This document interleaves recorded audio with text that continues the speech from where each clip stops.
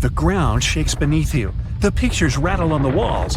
You hear a rumble off in the distance. Then, boom, a deafening explosion.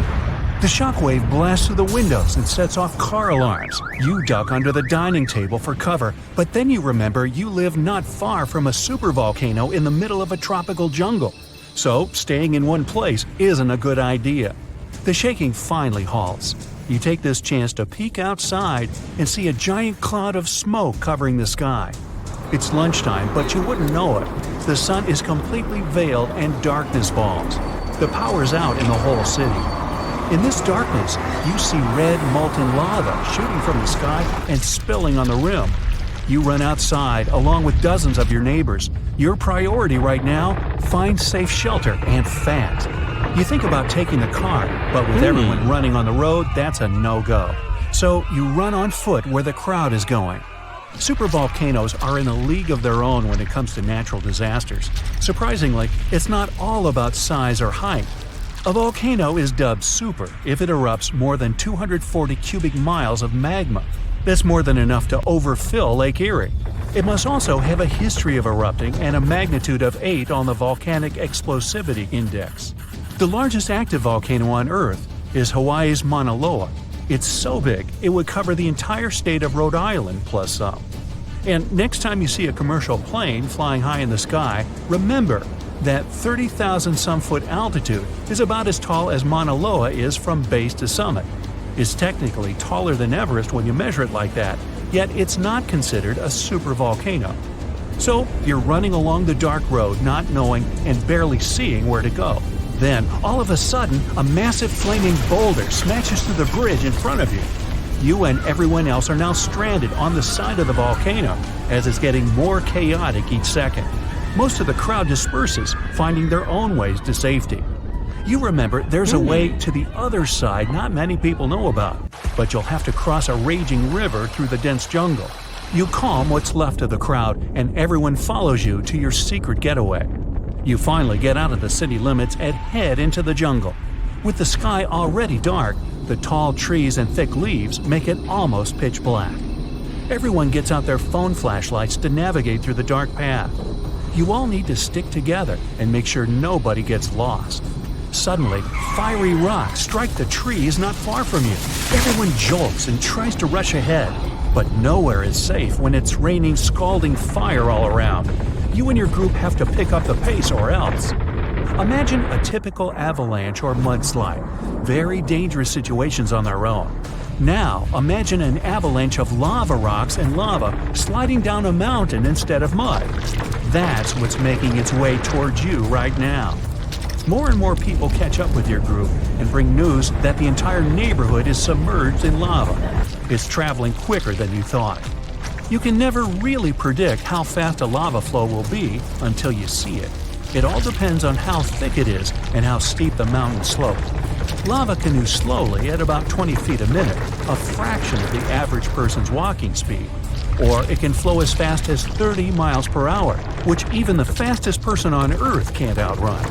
But the lava isn't even the most dangerous problem. If you didn't have protection, the gases spewing from the eruption would fill your lungs, and those spread faster and further than the lava flow. Your eyes and throat would be itchy. You'd get a headache, dizziness, increased heart rate, difficulty breathing. The worst would be passing out from the lack of oxygen. Luckily, everyone managed to grab their gas masks before leaving their homes. You're now entering the treacherous terrain of the jungle and the danger zone. Everyone's phone batteries are giving out one by one, so your vision is even more limited.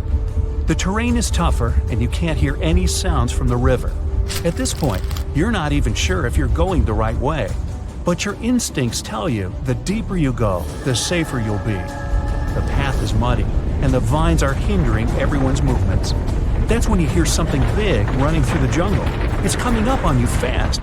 You can't see a thing until it's right up on you. A bear! And there goes a rhino. Wild cats, domestic cats, dogs, different creatures of all sizes and species. They all come running through the jungle right past you. You and your fellow humans aren't the only ones fleeing from the eruption. The rumbling is still going on. Before you know it, a shower of fire rocks strikes right behind you and ignites parts of the jungle. There's no going back. Everyone picks up and runs for it. You hear thunder in the distance. A flash of lightning lights up the dark sky. You think, finally, some rain to wash away this fiery nightmare. But that's not a regular storm brewing. These giant smoke clouds can mimic a thunderstorm under similar conditions. Your luck finally pays off. You hear the river straight ahead. You reach the bank and have to hop on some stones to get to the other side. You almost slip when someone from the group catches you just in time.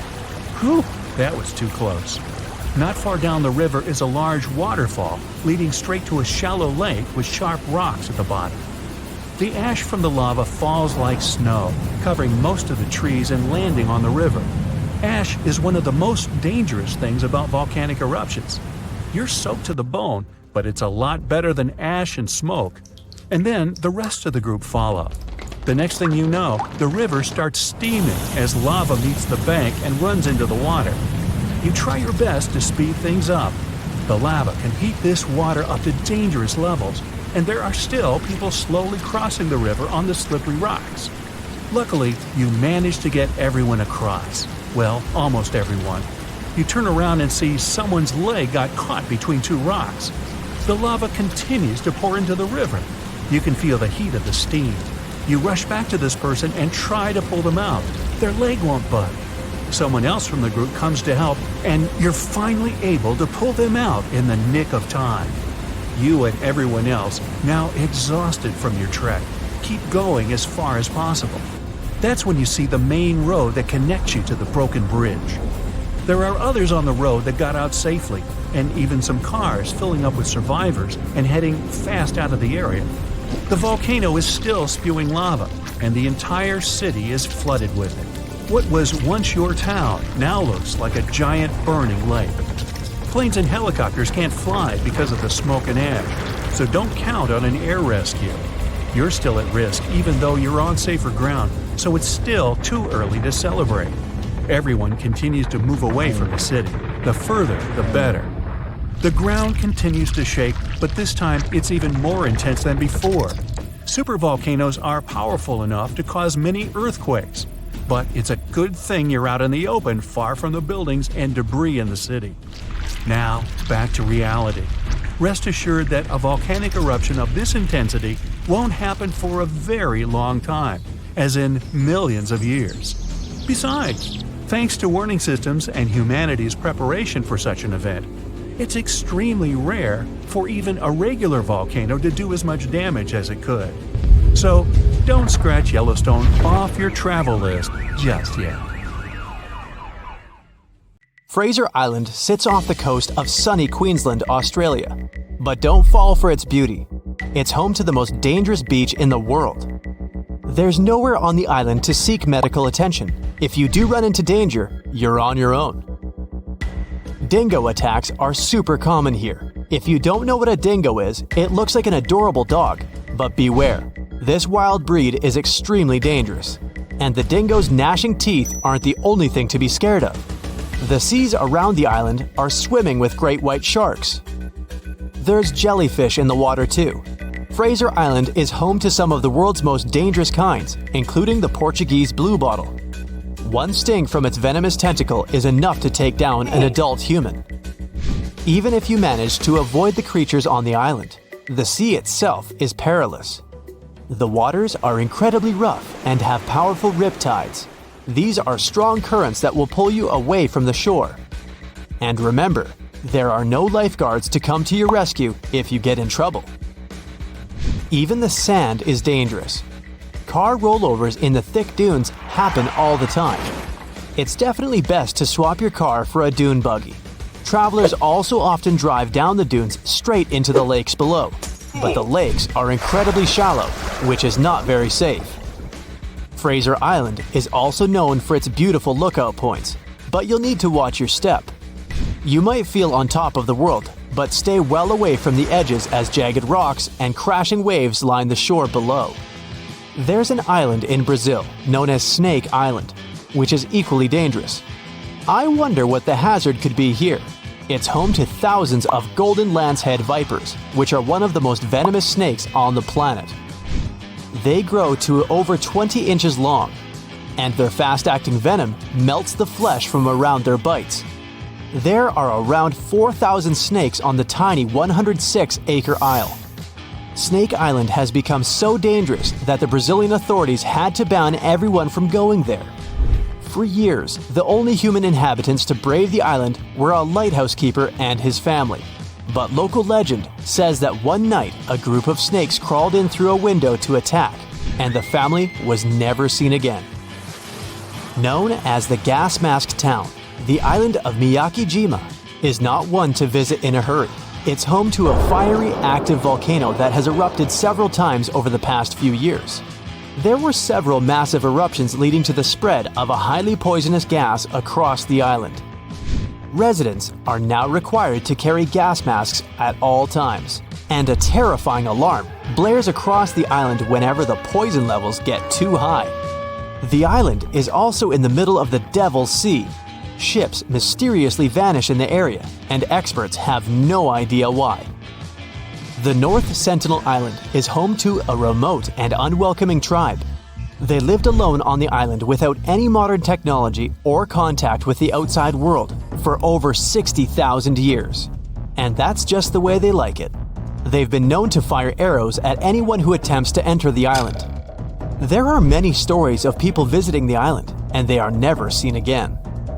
It's not ghoulish ghosts or slithering snakes that you have to worry about on the Caribbean island of Saba. It's hurricanes.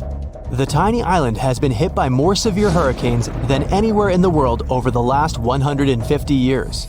There have even been 7 tropical cyclones, which is an intense circular storm. The winds in these storms can reach 254 kilometers an hour. Try standing up in that. You'll also struggle to find a pilot who'll even land on the island. It's incredibly dangerous not because of the winds, but because it's home to the shortest runway in the world. It's only 440 yards long.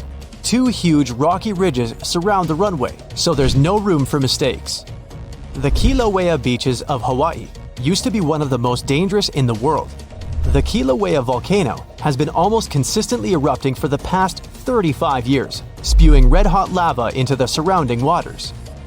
The water temperatures have even passed boiling point as a result of the lava. Happily, it's no longer active. While the island of Bikini Atoll might sound like the perfect summer vacation destination, it's most certainly not. The problem is that this place has dangerously high radiation levels, and the locals had to leave it. Although the island was declared safe in the 90s, its original inhabitants have refused to return. The lack of fishing in the area has also led to a massive increase in sharks who swim the waters in search of their next meal. Strangely, the corals and reefs are thriving. From the distance, Ramree Island looks idyllic. White sand, swaying palms. But beware. They say thousands of hungry saltwater crocodiles used to lurk there, ready to strike at any time. The exact number of those animals was unknown, and some scientists claim that there are quite a few of them right now. I'd stay well clear of the island though. I don't really feel like becoming crocodile food. Skeleton Coast in Namibia is appropriately named as the harsh landscape and lack of water make life almost impossible. Whale carcasses, turtle shells, and elephant rib cages litter the shore. If that isn't bad enough, lions and hyenas patrol the beach in search of their next meal. The surrounding waters are just as dangerous, as they are home to 11 different species of shark. Many sailors have become lost on this coast and have never been seen again. Cape Tribulation in Australia also lives up to its name as it is packed, full of dangers. Swimmers have to wear special stinger suits because the water is teeming with stinging jellyfish. Saltwater crocodiles also hide in the water, but they don't make a suit to keep you safe from those. It's not just the jellyfish that sting. The area is covered in stinging trees. The trees have jagged leaves that give the crocs' teeth a run for their money. On land, there's angry cassowary birds.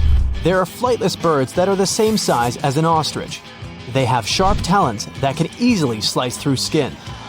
The Utterklev Beach in Norway is one of the best places to see the northern lights, but you'll be lucky if you survive more than one night there. The seas surrounding the island can reach 46 degrees Fahrenheit, and that's just in the summer. It probably feels like swimming in ice cream. For years, Gansby Beach has remained a habitat for the most dangerous creatures on the planet. Sharks are particular fans of its waters, and the coastal stretch is known as the Great White Shark Capital. The sharks are attracted to the 60,000 sea lions that flock to the beach every year. Not just shark food, wild sea lions can be unpredictable and aggressive towards humans. Comoro Islands are the worst vacation destination for those who don't really like mosquitoes. The place is swarming with the little guys. Locals say all the water on the island must be contaminated because of them. So they like to sterilize water before drinking, making ice, and even brushing their teeth. If you're really into coconuts, there's one place you should probably go to grab some. I'm talking Danger Island. Yep, it's the real name of one of the islands in the Chagos archipelago. It shouldn't scare you off though. The major problem it has is parking. I mean, safe anchorage for those who come there. Finally, while it may sound dreamy, you're probably going to want to avoid the beaches of the Amazon. Sharp-toothed red-bellied piranhas, anacondas, and electric eels are just some of the beach's regular residents. It has one of the widest varieties of animal species on the planet, including the Amazonian giant centipede, which has a poisonous bite. It's not just the animals of the Amazon that you have to watch out for. Strychnos and curare are the two Amazonian plants that are super poisonous. The largest volcanic region on Earth is not in Africa or Japan, but under the ice of Antarctica. Scientists found 138 volcanoes in its western part, and if they decide to go wild, you'll surely notice it. They could melt huge amounts of ice that will move into the ocean, raise its level, and make our planet uninhabitable for humans. But before you pack your things to fly away to another planet, hear me out. Only 2 of the Antarctic volcanoes are officially classified as active now. And it would take a whole series of eruptions, decade after decade, to seriously impact the whole world. Mount Erebus, one of the 2 Antarctic volcanoes currently in action, proudly bears the title of the world's southernmost active one. It has been continuously erupting since at least 1972. It emits plumes of gas and steam and sometimes even spews out rocks, and scientists call it Strombolian eruptions. One of the coolest features is a lava lake in one of its summit craters, with molten material on the surface. Such lakes are rather rare because they need certain conditions to make sure the surface never freezes over. The second active volcano is Deception Island, a horseshoe-shaped landmass. It is the caldera of an active volcano that last erupted over 50 years ago. Scientists who monitor it say it shouldn't go wild anytime soon. Antarctica also has plenty of fumaroles. Those are volcanic vents that release gases and vapors into the air. In the right conditions, they can spew out enough stuff to build fumarolic ice towers up to 10 feet tall. Scientists keep an eye on the Antarctic volcanoes with seismometers that detect when the Earth starts trembling from volcanic activity. Sometimes they also use more complicated tech, but it's all really challenging because of how far away this polar region is and how tricky it is to get there. That's why no one can predict when one of the continent's volcanoes that are now sleeping might erupt. We can guess what this waking up would look like if we analyze the events from nearly 20,000 years ago. So, shall we? One of Antarctica's sleeping volcanoes, Mount Takahe, had a series of eruptions and spewed out a good amount of halogens rich in ozone back then. Some scientists say these events warmed up the southern hemisphere. Glaciers started to melt and help finish the last ice age. For these events to repeat, we'd need a series of eruptions with substances rich in halogens from one or more volcanoes that are now above the ice. It's an unlikely scenario, but since it already happened in the past, it's not completely impossible. As for volcanoes hiding under a thick layer of ice, it looks like their gases would hardly make it to the atmosphere, but they would be strong enough to melt huge caverns in the base of the ice and produce a serious amount of meltwater. The West Antarctic ice sheet is wet and not frozen to its bed, so this meltwater would work as a lubricant and set the overlying ice into motion soon. The volume of water that even a large volcano would generate in this way is nothing compared to the volume of ice beneath it. So, a single eruption wouldn't make a difference.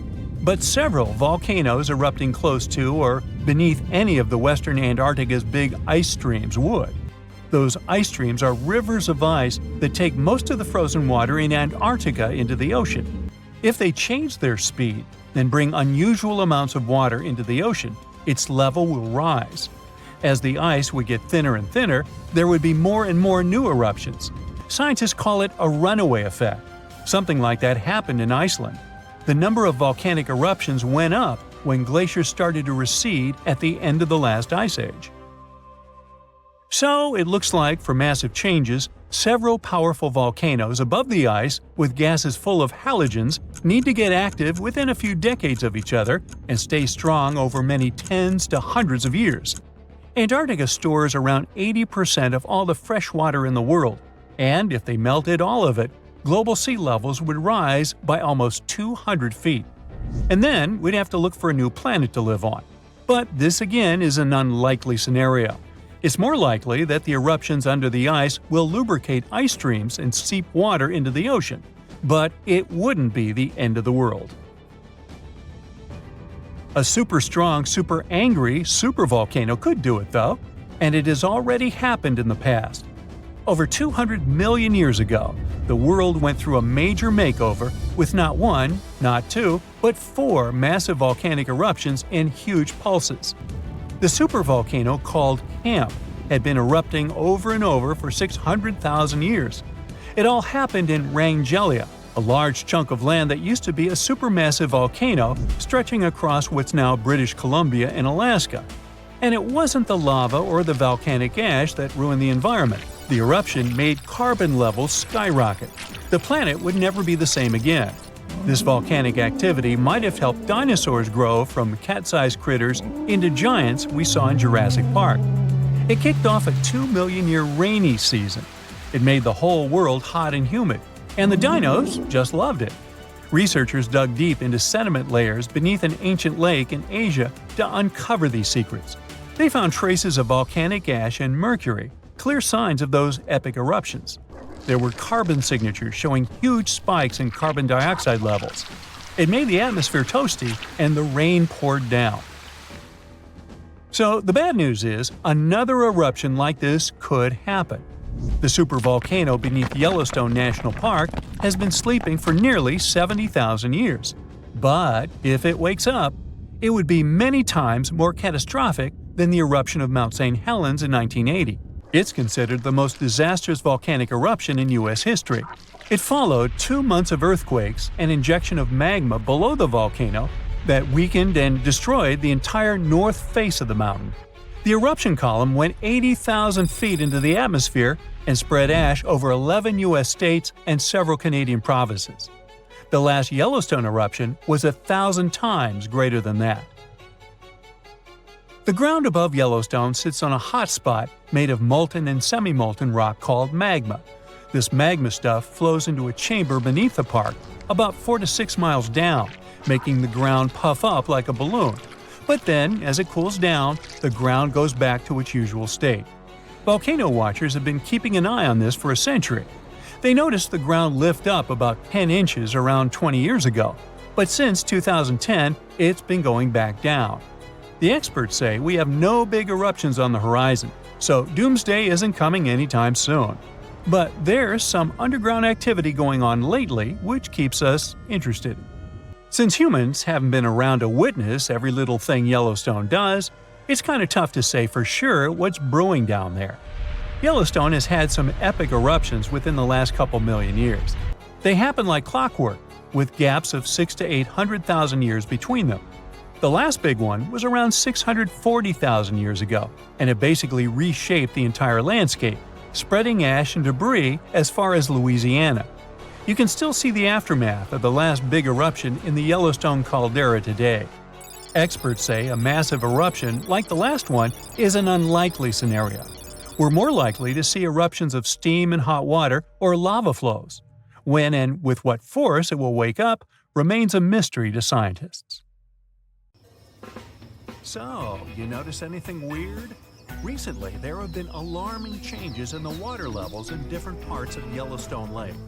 At the same moment, the water level can be rising on one side of the lake and falling on the other. Ooh, it looks as if the lake basin gets lifted by some underground forces. Can it be a sign of a looming disaster? Geysers, mud pots, and hot springs turn Yellowstone National Park into some extraterrestrial world. And all these wonders are fueled by a mighty supervolcano. Supervolcanoes produce super eruptions. When it happens, they launch more than 240 cubic miles of ash, molten rock, and hot gases up into the air. To make it easier to imagine, 4 super eruptions could fill the Grand Canyon to the brim. The Yellowstone giant was thought to be responsible for at least 3 enormous eruptions and countless smaller ones. In that region, the volcanic deposits are scattered over tens of thousands of miles. Scientists believe they had been created by many weak eruptions. But after doing more research, experts found out these deposits had been left by 2 previously unknown super eruptions. Those probably took place about 9 and 8.7 million years ago. This discovery means that the area around the Yellowstone volcano used to face a super eruption every 500,000 years. But over the last 3 million years, the hotspot has seen only 2 super eruptions. It makes scientists believe these catastrophic events are slowing down, or just maybe one is overdue. Anyway, if the Yellowstone Supervolcano went off with as much power as it had 2.1 million years ago, it would spit out more than 588 cubic miles of boiling lava. That's more than 4,500 times the volume of Sydney Harbor. That's a lot of lava. Whether it's likely to happen or not is another question. There's no doubt that something is going on with the volcano. The water level changes in Yellowstone Lake mean the caldera is lifting under the surface. And the caldera is what's left over after a volcano erupts and then collapses. The Yellowstone caldera is not just going up, creating a dome-shaped uplift. It also moves up and down in a kind of breathing motion. It might be because the magma is seeping into the crust, or because this magma is heating up the Yellowstone hydrothermal system, making it expand and raise the crust. Yellowstone has the status of an active volcano. Its volcanic explosivity index is 8 out of 10. Such a high number means that if this volcano erupted, it would be an apocalyptic event. Right before the disaster, the ground around the national park would lift. Geothermal pools and geysers would heat up to boiling temperatures and get more acidic than usual. The magma would start to rise toward the surface. At some point, the rock roof of the magma chamber wouldn't be able to resist anymore, and the explosion would kick off. A massive column of lava and ash would shoot up to a height of over 16 miles. After that, the volcano would keep pumping ash for days on end. The mixture of lava, ash, and gas would be hotter than 1,800 degrees Fahrenheit. It would travel through the area at a speed of 300 miles per hour, faster than a racing car. The air near the center of the eruption would heat up to 570 degrees Fahrenheit. One of the most dangerous consequences would be ash fallout. Volcanic ash can turn into glassy cement within seconds after being inhaled and getting in the lungs. People and animals would have problems with breathing. Okay, so that's an understatement, just so you know. Buildings would start to collapse under the weight of this dense substance. It would take just several days until a 10-foot layer of ash covered the territory of about 50 miles around the center of the eruption. After the ash got into the stratosphere, the temperatures all over the world would start to drop. If the eruption was rich in sulfur, an effective sunblocker, it would get so cold there would be no summer in the entire world for the next several years.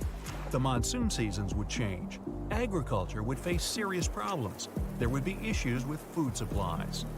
Over the past 50 years, the Yellowstone caldera has risen almost 2 feet. It shouldn't alarm you, though. Experts are sure it's a natural behavior for Yellowstone. Periods of dome-shaped uplift are followed by the caldera lowering. Scientists think the supervolcano doesn't present any danger at the moment. For an eruption to happen, the magma inside has to be at least 50% molten. With Yellowstone, this number is just 5 to 15%. The probability of the eruption is 1 in 730,000. Safe to say, it's a long shot. Even better, a recent study made the researchers believe the hotspot might be in a state of decline right now, even despite all the breathing and dome-raising activity. Still, there have been tons of discussions about what people could do to prevent the disastrous supereruption from happening. And the most popular and seemingly effective idea was to cool the Yellowstone Supervolcano down. Unfortunately, there's a catch. The volcano leaks out only 70% of the heat which comes from its magma-filled chambers, but the rest of the heat stays inside. As soon as it reaches a particular threshold, the volcano erupts. If it was possible to extract at least 35% of the Yellowstone volcano's heat, the eruption could be avoided. The cooler the magma is, the thicker and stickier it gets. It stops being so fluid and doesn't try to get out to the surface anymore. After considering these facts, NASA scientists came up with a plan. They suggested drilling a 6 miles deep well and pumping down cold, pressurized water. The temperature of the water that would get back to the surface would be approximately 662 degrees Fahrenheit. This way, the heat would be gradually extracted from the volcano. And if a geothermal plant was built on the site, it would generate plenty of electric power. It would be very simple to produce, and its price would be very alluring, about 10 cents per kilowatt hour. At first glance, it was an amazing idea. But sometime later, it started to receive a lot of criticism. Imagine drilling through the Earth's crust, getting deeper and deeper, and then wham bam, you hit a hypothermal pocket. Uh-oh, get ready for a catastrophe. This can release gases that are likely to cause a series of super powerful explosions. In the worst-case scenario, it may even trigger a full-scale volcanic eruption. Now, you already know about its catastrophic outcomes, from fountains of lava and avalanches of molten rocks to climate changes all over the globe. Yeah, not good. Or let's say you're drilling a well to deliver cold water to the volcano, and then you suddenly hit its magma chamber. In this case, instead of cooling the giant down, you'll make the top of the magma chamber much more fragile than it used to be, and the whole construction will be at risk of collapsing at any moment.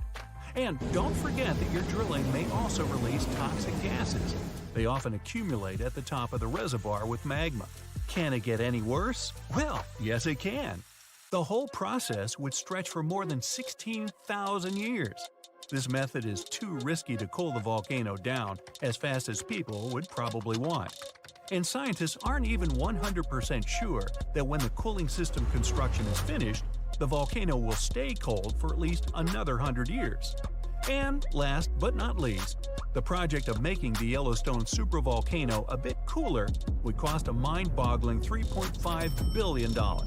A huge price for something that might not work out altogether. Oh, by the way, Yellowstone isn't the only volcano that has a lava dome that's lifting at the moment. Lava domes are created when magma gets to the surface and then gathers around the vent. Scientists have found one of those inside an underwater volcano in Japan. This dome is more than 2,000 feet high and more than 6 miles wide. Even though the Japanese supervolcano seems to be sleeping, experts don't let their guard down. A volcanic system can go from being calm and docile to teetering on the edge of an eruption in the blink of an eye. Another massive dome is growing in the central Andes, on top of the planet's largest active magma store. The Altiplano Puna Plateau, well there's a tongue twister, and where the dome was found, is the second highest plateau in the world, and the dome itself is more than half a mile tall. You might wonder how come experts have known nothing about this enormous uplift until recently. The answer is simple. It was hidden within the plateau. It's an arid region littered with volcanoes, and it stretches for thousands of miles. Yep, another case of hiding in plain sight. Okay, watch your step now. Millions of gallons of hot magma are gathering in one flow and rising thousands of miles to the surface of our planet. A massive fracture in a tectonic plate shakes the ground and fills the air with a loud hum. Fire, gases, lava erupt from the dark, unexplored depths of Earth's crust. A planetary-scale catastrophe has just happened, and no one's noticed it. Now imagine you're having fun on a luxury yacht somewhere in the southwestern Pacific Ocean, drinking cocktails and sunbathing. At this moment, one of the most powerful volcanic eruptions in the planet's history is happening right below you. But you don't feel anything. You don't even drop your glass. Yeah, you can hear a strange sound coming from the ocean depths. You see foaming water and pieces of pumice floating up to the surface. But it doesn't bother you much. So how did it happen that we missed such a powerful eruption in 2012? Why did scientists find out about it only a few years later? The answer is simple: water. An eruption of an ordinary volcano is a huge disaster. There are incandescent liquid metals and molten rock containing almost the entire periodic table inside our planet. All of this soup is called magma, and it's constantly boiling inside the subsoil of our world. This hot substance is lighter than the surrounding crust, so it always rises. Fortunately, the planet's surface is strong enough and doesn't allow magma to splash out. But sometimes this protection fails. The upper part of Earth is covered with connected parts, tectonic plates. These plates collide with each other and then move apart. Imagine a big moving mosaic puzzle where all its parts are tectonic plates. And when a small part of this puzzle gets separated from another, magma immediately comes up. These unstable fault sites with leaking magma are called volcanoes. And when they erupt, it gets hot. Lava flows out of the vent and burns all the vegetation around. This is accompanied by earthquakes and thick black smoke. If a volcano spits out magma too high, it falls back to the surface in the form of fire rain.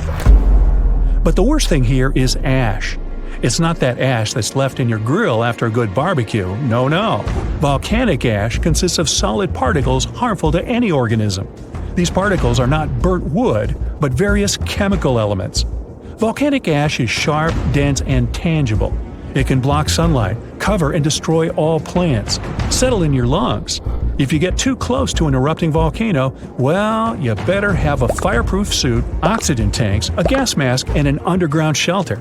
Then you might survive, but there's no guarantee. At the same time, if an eruption occurs underwater, you don't need to worry about it. Of course, if you're not a marine biologist studying coral reefs nearby, or if you don't travel past that area in a submarine. In that case, boy, you're in trouble. When an underwater volcano erupts, this shakes a colossal area, heats the water, destroys the seabed. But almost nothing happens at the surface. The enormous pressure of millions of gallons of water suppresses the destructive power of the volcano. Molten rocks shooting out of Earth's crust get pressed against the seabed.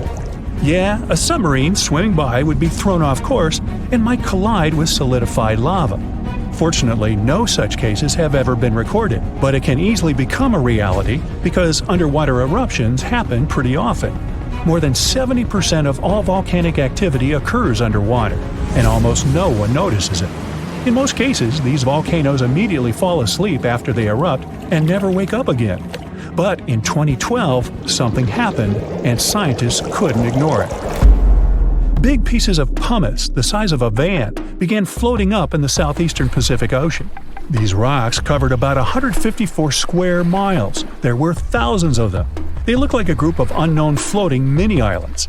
Volcanic stones were scattered in the ocean over the area twice as large as New Zealand. Scientists determined the full scale of the disaster with the help of deep-sea sonar devices. They studied the seabed at a depth of 4,000 feet for a long time and found 14 craters from which magma had flowed during the eruption. The seabed was covered with frozen lava flows and tons of ash. The researchers found that more than a third of the erupted volcanic material surfaced and was scattered all over the place. The rest remained at the bottom. This wiped out all marine life in the area. It seemed that this eruption was one of the largest in the entire history of observations. But in 2019, researchers discovered something even more significant. That was an underwater volcano 3 times higher than the Eiffel Tower. According to scientists' calculations, it ejected between 30 and 1,000 times more molten rock than the previous volcano. This monster had been feeding from the world's deepest magma reservoir we know about.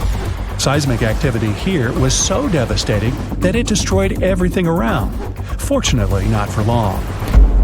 After any eruption, life reappears like a phoenix rises from the ashes. And it's not just a figure of speech. Volcanic ash and lava around the volcano contain many useful mineral elements. All of them nourish the soil and help microorganisms develop on land and in the water. For this reason, there's usually so much vegetation, flowers, and trees around volcanoes. And underwater volcanoes can eventually form islands. This is a long process that ends with the appearance of a massive piece of land above the water surface.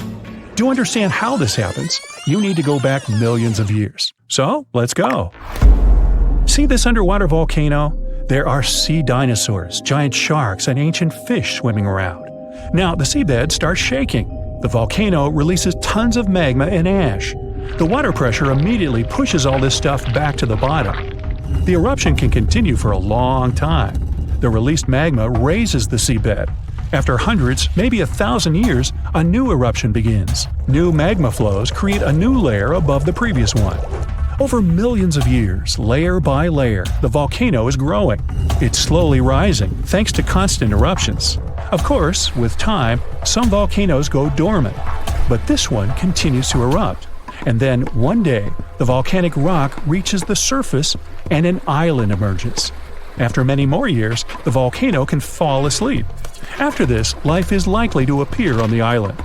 Grass, flowers, trees, animals. The area that was once ruined seabed is swarming with life now. Volcanic islands have unique ecosystems because they develop separately from all the continents. Observing such islands helps scientists understand how life on Earth evolves. New species of birds, animals, insects can live on these chunks of land. Hundreds of islands around the world appeared thanks to eruptions of underwater volcanoes. You can find them in Hawaii, Indonesia, Iceland. Many of them are inhabited by people who build villages and towns there. There were cases when a volcano erupted when people literally lived on top of it.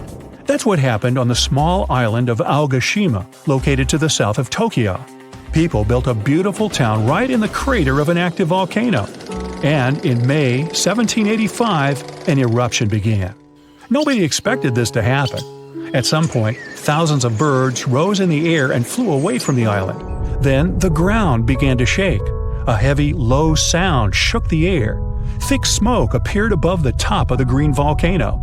The crater started spitting dirt, huge rocks, and red-hot pieces of magma into the sky. The disaster lasted several weeks. People somehow managed to evacuate. Then, finally, the volcano calmed down. After that, a long process of recovery started. The inhabitants of the town rebuilt houses, roads, infrastructure.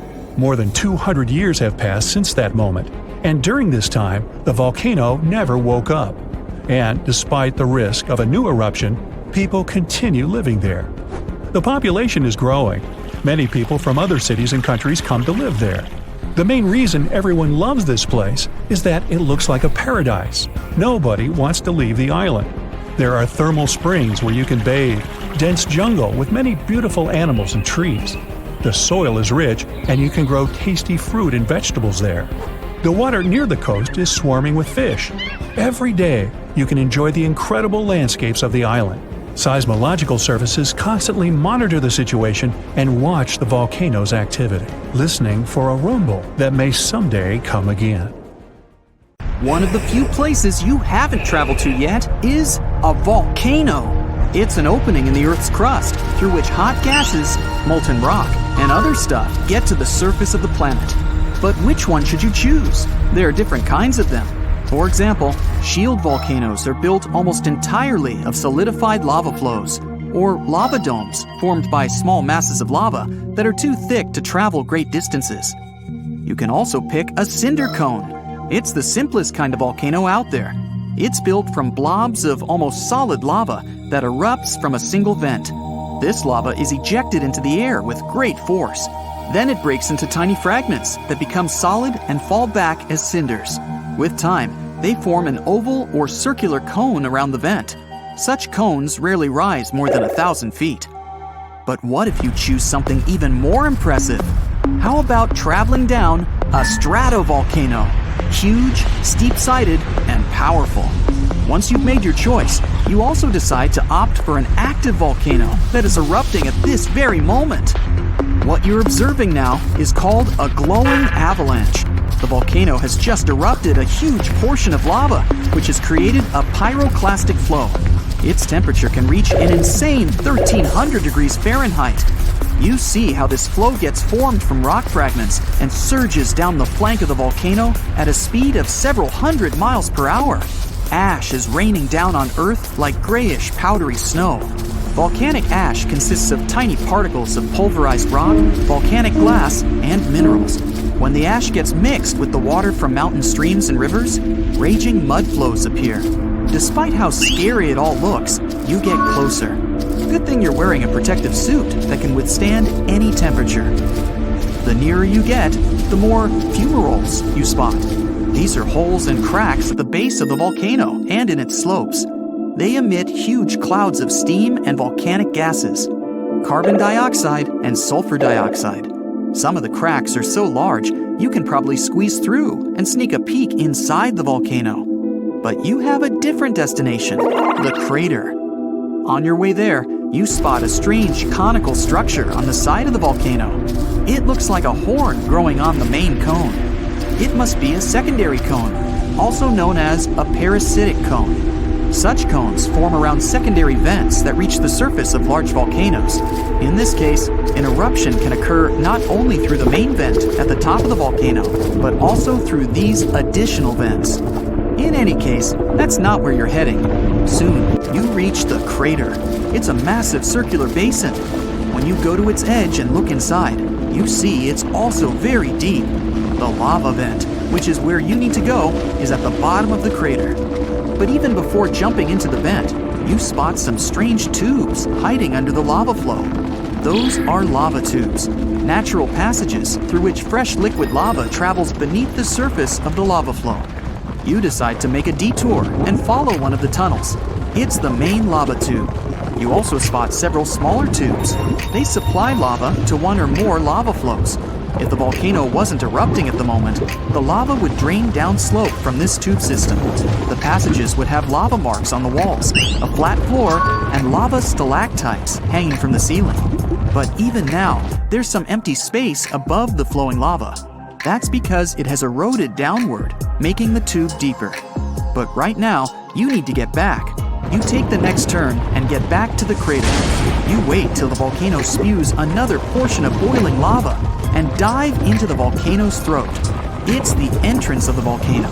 Lava and volcanic ash get ejected from here. The volcano's throat is wide, and you easily travel deeper down. The lava around you glows bright red and orange. That's because when it first bursts to the surface, its temperature can reach 2,200 degrees Fahrenheit. That's hot enough to melt iron. You move down the volcano's main vent. It's a weak point in our planet's crust. There, scorching hot magma manages to escape from its chamber and reach the surface. While going deeper and deeper into the vent, you notice sills. Sometimes, lava intrudes between the crack in the crust, pools there, and crystallizes. This creates deposits of ash and solidified lava. That's what sills are. Pretty soon, you reach a magma chamber. It's a large pool of molten rock. The one you're in at the moment is quite shallow. That's because it's not the main one.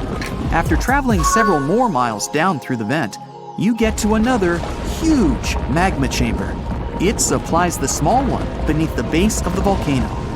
The main magma chamber lies in Earth's crust, which stretches from 3 to 44 miles deep.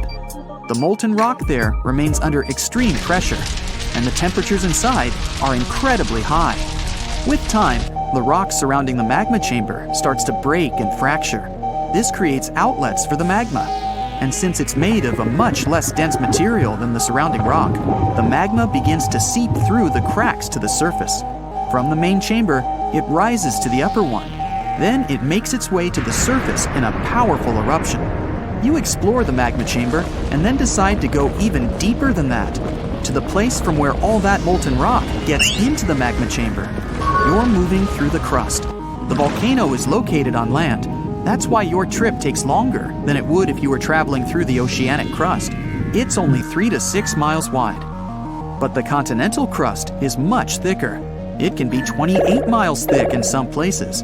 As you're going through the crust, you can't but notice its light color. That's because it consists mostly of granite.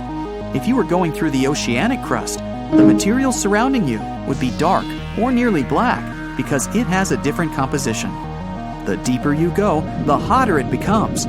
Sure, the temperature here isn't as high as in the magma chamber, but still, at the boundary with the mantle, your thermometer shows 750 degrees Fahrenheit. At a depth of about 20 miles, you reach the boundary between the crust and the Earth's upper mantle. There, the pressure reaches a mind-boggling 10,000 atmospheres. That's where magma comes from. You could finish your journey and get back to the surface, but your curiosity gets the better of you. You decide to go deeper, all the way to the center of the Earth. The next layer on your way is the mantle. It makes up 2/3 of the Earth's mass and 84% of our planet's volume. It's 1,800 miles thick.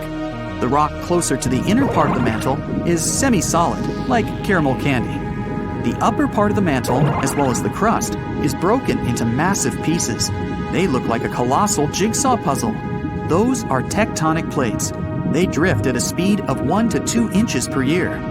You're moving through the upper mantle and feel the temperatures rising up to 1,600 degrees Fahrenheit. Near the boundary with the core, the temperature is already as high as 7,000 degrees Fahrenheit. The pressure in the lower mantle reaches 240,000 atmospheres. You'd feel the same pressure if 3,300 elephants made a tower on your head. At a depth of about 1,800 miles, you see the boundary between the mantle and the outer core. The insides of the planet around you are heated up to 9,000 degrees Fahrenheit. Such temperature is high enough to keep the outer core liquid. The pressure there is almost 2 million atmospheres, but it's not enough to make the iron that the core is made of solid again. The outer core is 1,500 miles thick. It churns in massive turbulent currents and generates a magnetic field. In the outer core, Earth's magnetic field is 50 times more powerful than at the surface. You are now more than 3,000 miles underground, and you've reached the inner core. It's a solid metal sphere, around 1,500 miles across. The inner core is immensely dense and spins faster than the rest of the planet. The temperature there is as high as on the surface of the sun, 9,800 degrees Fahrenheit. And the pressure inside the inner core is 3 million times greater than on the surface. It took about 500 million years for the inner core to form, which means it's younger than some parts of the crust. Kiev, you've been dreaming of getting here for years. Getting out your trusty camera, you start taking pictures of the cathedrals, aviation museum, and the Dnipro River, when, without warning, there's an enormous boom behind you. Turning around, you see something towering in the distance. It looks like a gigantic explosion. Uh-oh, time to leave fast. In June 2020, what the people of Kiev were looking at was an Anvil cloud, a rare storm formation in the sky. Forming when strong air currents carry water vapor upwards, the air expands and spreads out as it hits the bottom of the stratosphere. It pushes the dense cloud into the cool anvil shape you see, and sometimes it even gets to be a mushroom. Anvil clouds produce some of the most dangerous lightning of all storms, one that's called a bolt out of the blue. This lightning strike seems to magically come out of the blue sky with the storm being many miles away. This type of bolt comes from the top of the anvil and can be 10 times more powerful than a typical lightning strike. People got so frightened after witnessing a giant cloud just 60 miles away, thinking something terrible must have happened. The locals had pictures of the large billow on social media before officials could explain what was going on. Authorities managed to calm everyone's fears by informing them it was nothing more than a natural phenomenon, and a beautiful one at that. Before dissipating, these clouds typically stay in one area, regardless of how strong the wind is. Touring around the northern tip of Queensland, Australia, way away from those creepy crawlies, it's time to take a break and relax at the beach. Getting comfortable, you notice a great big shadow passes over you, then another, and yet another. Looking up, this weird weather is simply stunning. The clouds are called morning glory, a very rare type of cloud that almost seems to roll across the sky, looking like a massive tube. These clouds can measure up to 600 miles long, even appearing in large groups as well. This phenomenon is the result of an updraft pushing through the cloud, creating a rolling appearance, while moist cooler air at the back causes them to sink downward. Southern India between July and September 2001. People witnessed one of the strangest weather phenomenon in recorded history. The rain was red. What many would have thought to be a typical rainstorm left them shocked. The color was bright enough to stain clothes. There were other colors too, such as green, yellow, brown, and even black. In the middle of a monsoon, red rain started to fall, and did so periodically for several weeks. Researchers have found this unusual rain is stained either by dust or algae, so don't try to catch any on your tongue. Scientists aren't entirely sure how the algae got all the way up there. This does make events like this a little unsettling. Like to take a bubble bath to relax after an exhausting day, but taking too long to fill the bathtub? Problem solved. Head to any coastline after a big storm and take a dip.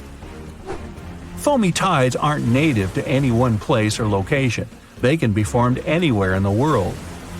They're most likely to happen along rocky coastlines, like the coast of San Francisco, Northern Ireland, or the Mululaba, Australia. Each coast has differing conditions forming the sea foams. If you scoop up seawater into a glass and look at it closely, you'll see it's full of tiny particles. Many things like plants, chemicals, and lots of salt and minerals create the perfect formula for foam. When powerful currents and wind mix it all together, we get something that resembles a cappuccino top floating on top of the water. When freezing temperatures hit orchards in Michigan, all kinds of unusual things happen, like ghost apples. No, they're not going to scare you at all. But if you plan on sneaking away one winter to find one, be warned. Everything has to be perfect for this to occur, and it's going to be freezing cold. This is actually a rare weather phenomenon caused by having the apples freeze where they are with rain coating the fruit in a thin layer of ice.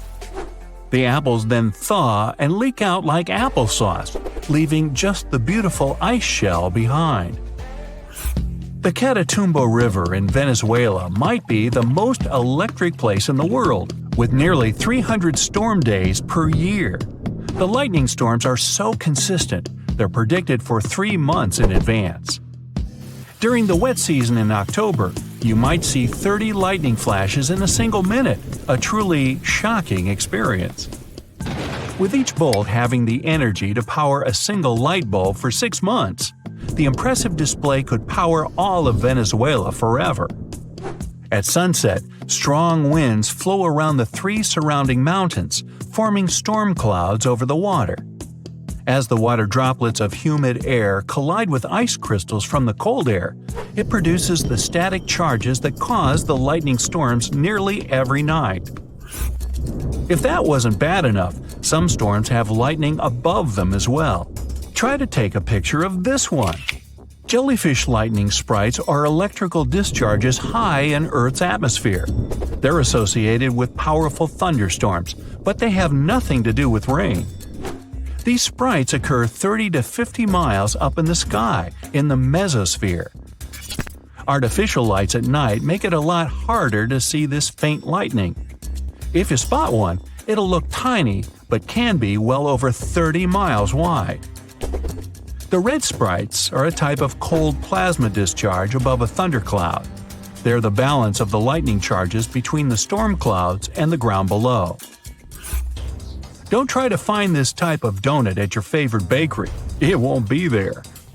Snow donuts are one of the rarest meteorological sights to see, with perfect weather conditions needed just to create them.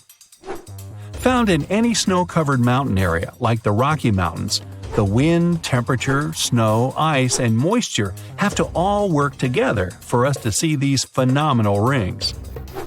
A thin layer of wet snow on the ground. Under that layer, ice or powdered snow. Then, a strong enough breeze to roll the donut down a hill, just like a snowball.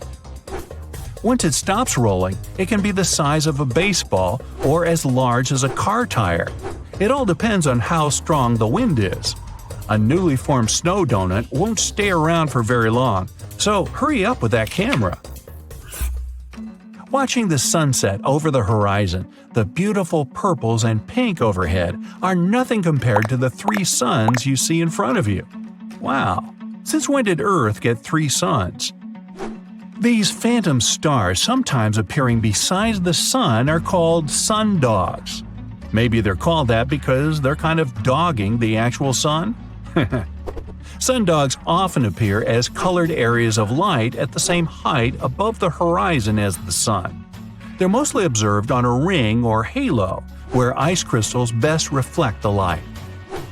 There are also moondogs that appear alongside the moon and are formed by lunar light passing through ice crystals, though these aren't seen nearly as much as their daytime partners. Taking photos in the wild, you finally found the perfect spot to take that dream shot. The crystal clear water, the pines, the mountains, and the flying saucer. Wait, a flying saucer? Oh, aliens are here! You might be thinking this if you saw a saucer-shaped cloud.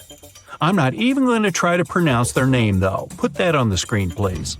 Wait, just kidding. It's altocumulus lenticularis. Aren't you impressed? These are really just unusual cloud formations over mountaintops. When moist air flows over a mountain, a wave is created if the temperature difference is perfect. As the air passes through the wave, evaporation occurs and a series of these clouds may form into an oval shape. Not aliens at all. Whew! The sky is falling! The sky is falling! Well, people who have experienced these clouds say they look like they're coming down from the sky. Mammatus clouds look like giant white lumpy marshmallows, but it might be hard to toast these ones. These weird fluffy clouds can extend hundreds of miles in any direction, remaining visible for short periods at the bottom of Anvil or other thunderstorm clouds. The strange bubble shapes are formed from turbulence within the storm itself, creating an uneven cloud base and appearing anywhere in the world. Mammatus clouds form when moist air sinks into dry air. The air must be cooler than its surroundings, cooled with ice, or be heavy with water.